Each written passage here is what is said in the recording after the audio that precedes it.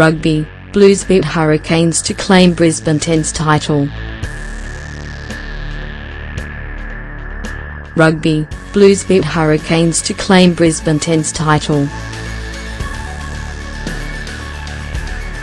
George Moala, in typical tank-like fashion, stole the Brisbane Global Tens title for the Blues.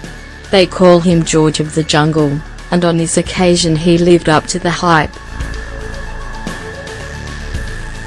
From the outset of this tournament the Blues set the pace, but they were forced to come from behind and scarp for everything in the final against the Hurricanes.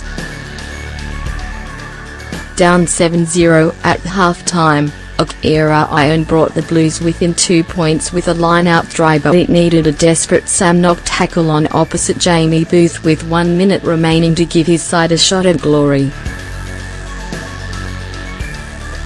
From a penalty, the Blues went blindside to find Moala. The former All Blacks midfielder was brought down short, released the ball, and got up to score the match winner. It was no mean feat. Immediately, the Blues celebrated, players rushing from the sideline. So they should, after emerging undefeated from 5 matches.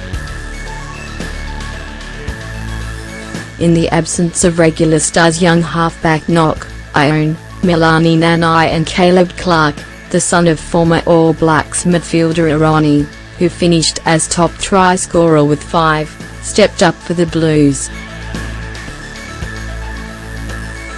Clark's success was capped by being named Player of the Tournament. Blues have had little to celebrate in recent years, but Tanu Umaga's men grew in confidence as the tournament progressed and deserved their victory, one they will now look to build on in Super Rugby. "We'll take any win at the minute, especially with the group we had over here. It was really young," Umaga said. "Some had been with us 2 months, some had been with us 2 weeks, but they showed some real resilience to come together. The result is great, but some of the off-field stuff and learning to follow through and win those critical moments was really pleasing for us this weekend."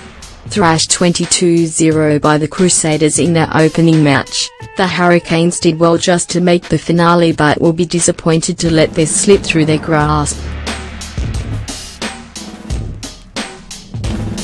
Fielding a young and inexperienced team led by Julian Savea, the Hurricanes came in today to the least fancied New Zealand team. The Crusaders, Chiefs and Blues all started the day unbeaten. The Hurricanes brought defensive pressure and breakdown aggression more than any attacking brilliance to the final, but it almost worked. Big tight head prop Alex Fido led the charge throughout the tournament, scoring the opening try from a crafty line-out move. Whether it is scrummaging, tackling, carrying the ball in one hand on the edge or offloading, the 20-year-old prospect showed all the skills. Fido will only mature more after starring as one of Wellington's Bruise brothers alongside rookie All Blacks hooker Asafo Omua. Fido's blonde top is certainly hard to miss. Live wire halfbacks Booth and Finney Christie were other unheralded characters to step up for the Hurricanes. The Chiefs, last year's champions, had rights to feel aggrieved after being duped by 2 controversial calls in their knockout loss to the Reds. Their home side only made the knockout rounds on points differential, with 1 win from 3 games, and benefited greatly from the officials.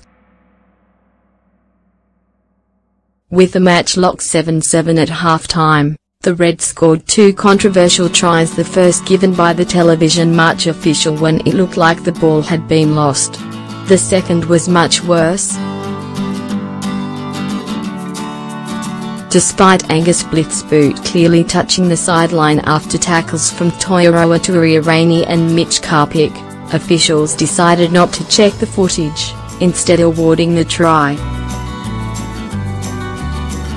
The Reds' win over Chiefs was the first Australian victory against a Kiwi team here, and astonishingly the first since the Rebels beat the Chiefs in last year's opening Tens match.